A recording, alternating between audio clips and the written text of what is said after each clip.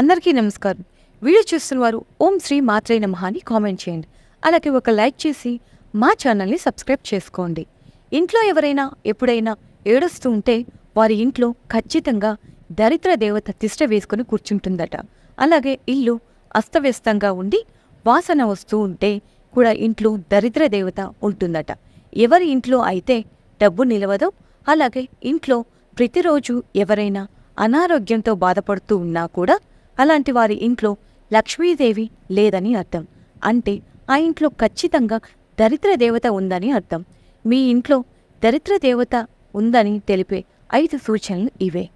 మీ జీవితంలో అనుకున్న పనులు కావట్లేదా? శ్రీ దైవశక్తి జ్యోతిష్యాలయాన్ని సంప్రదించండి. మీకు ఎటువంటి సమస్యలు ఉన్నా జ్యోతిష్యం చెప్పబడును. కుటుంబ సమస్యలు, ప్రేమ సమస్యలు, భార్యాభర్తల సమస్యలు, వ్యాపారంలో నష్టం రావటం, అనుకున్న పనులు కాకపోవటం, డబ్బు సమస్యలు, సంతానం లేకపోవటం, అత్తాకోడళ్ల మధ్య సమస్యలు, ఇంటి భూమి, వాస్తు సమస్యలు, ఇంకా ఎటువంటి సమస్యలు ఉన్నా గురువుగారిని సంప్రదించండి.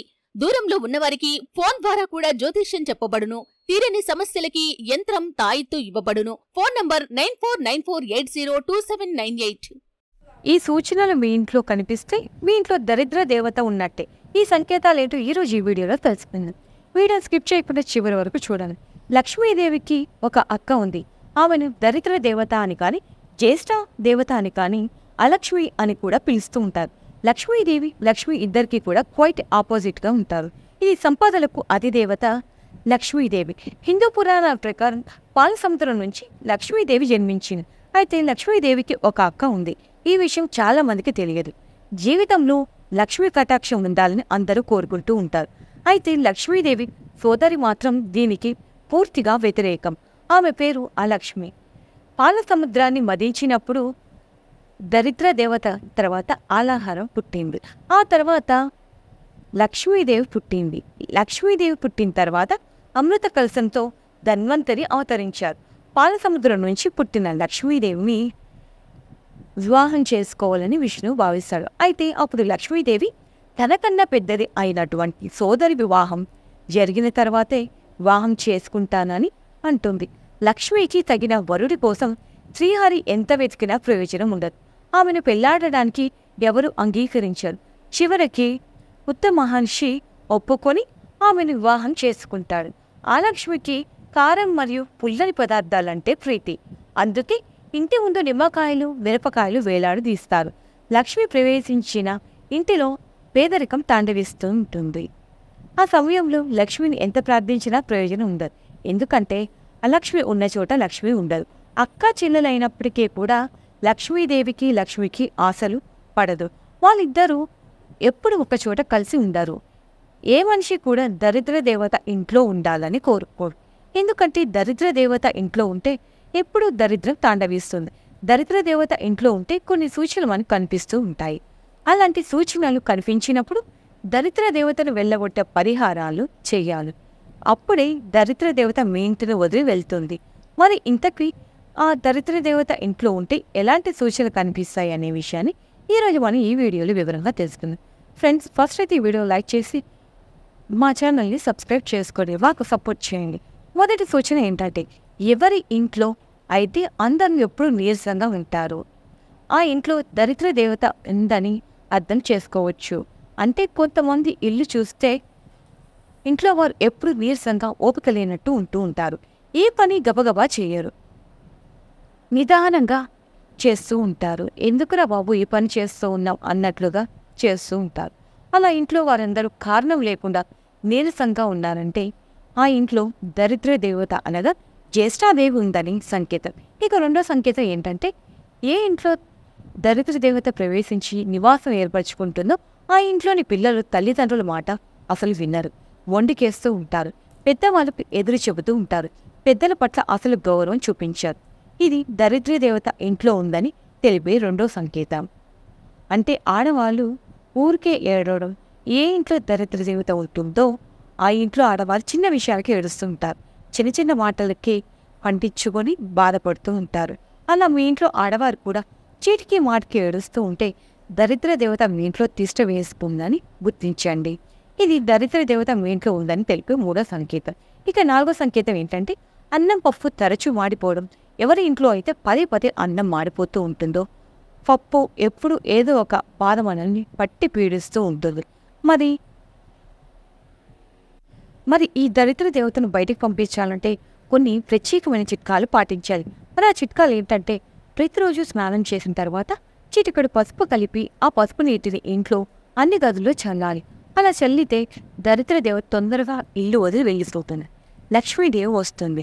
అలాగే నెలకు ఒకసారి పూజ దులిపి ఇల్లు శుభ్రం చేసుకుంటూ ఉండాలి. అలా చేయడం వల్ల దరిద్ర దేవత ఇంట్లో నుండి పారిపోతుంది. ప్రతిరోజు కూడా అగరవత్తులు వెలిగించాలి.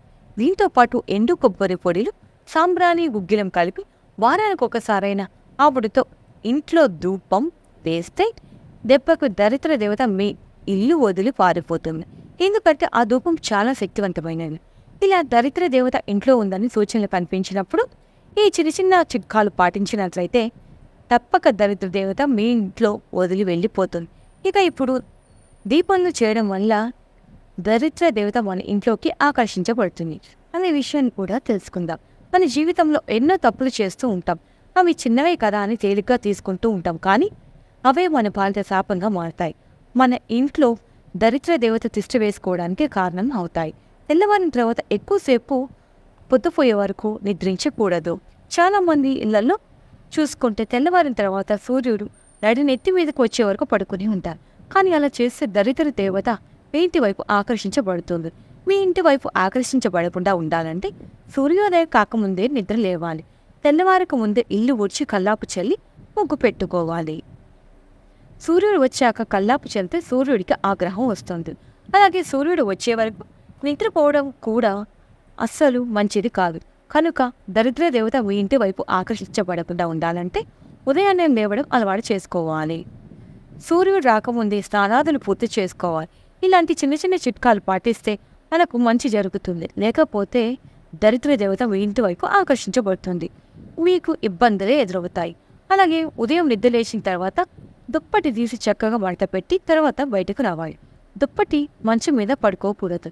ఏ ఇంట్లో వారైతే దుప్పటి మడత పెట్టకుండా అలా వదిలేస్తూ ఉంటారో ఆ ఇంట్లోకి దరిద్ర దేవత అయిన జ్యేష్ఠాదేవత ఆకర్షించబడుతుంది. అందుకే మంచం మీద దుప్పటి మడత పెట్టాల్సింది.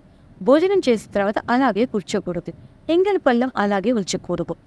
తొందరగా దాన్ని శుభ్రం చేసుకొని తీరాలి. తిన్న తర్వాత చేయి కడుక్కోకుండా అలాగే కూర్చుంటే దరిద్ర దేవత కూడా మనతో పాటు అలాగే కూర్చుంటుంది. దరిద్ర దేవత ఆకర్షించబడి ఇంట్లో వాళ్ళు అనారోగ్య పాలవుతూ ఉంటారు. అలాగే జ్యేష్ఠ దేవత మన ఇంటి వైపు ఆకర్షించబడకుండా ఉండాలంటే వాసన బట్టలను ఉతికిన తర్వాత స్నానం చేయాలి. బట్టలు ఉతికిన నీళ్లు కాళ్ళ మీద పోసుకోకూడదు. అలా పోసుకుంటే దరిద్రం పడుతుంది. అంతేకాదు దరిద్ర దేవత మీ ఇంటి వైపు ఆకర్షించబడకుండా ఉండాలంటే వంటగదిలో పాత్రలు పట్టుకోవడానికి ఉపయోగించి మసి గుడ్డలను పొద్దుపోయిన తర్వాత ఉతకకూడదు. చీపురును నిలబెట్టకూడదు. సాయంత్రం పూట ఎప్పుడు కూడా నిద్రపోకూడదు. భార్యాభర్తలు సాయంత్రం పూట కలవకూడదు. ఎవరితో గొడవ పడకూడదు. సాయంత్రం ప్రదోష కాలంలో ధ్యానం సాయంత్రం 6 తర్వాత ఇంటికి ఉడవకూడదు. ఒకవేళ వాటిని తెచ్చుకుంటే దరిద్రం వెంట పెట్టుకున్నట్టే. ఇక చేసే ఇలాంటి పనులతోనే ఇంట్లోకి దరిద్ర దేవత చేరుతుంది. అందుకే మనం కాస్త జాగ్రత్తగా వ్యవహరించి మన ఇంట్లోకి జ్యేష్ఠాదేవిని రాకుండా చూసుకోవాలి. కాబట్టి ఈ విధంగా ఉండాలి అంటే మీరు చాలా జాగ్రత్తగా నియమనిష్టలు పాటించాల్సి ఉంటుంది. అప్పుడే దరిద్ర దేవత ఇంట్లో నుంచి బయటకు పోతుంది. లక్ష్మీదేవి ఇంట్లో స్థిరంగా ఉండేలా చూసుకోవాలి. అందరూ బాగుండాలని కోరుకుంటూ మా వీడియో కనుక మీకు నచ్చినట్లయితే లైక్ చేసి మీ ఫ్రెండ్స్ అండ్ ఫ్యామిలీ మెంబర్స్కి షేర్ చేయండి. Thank you for watching.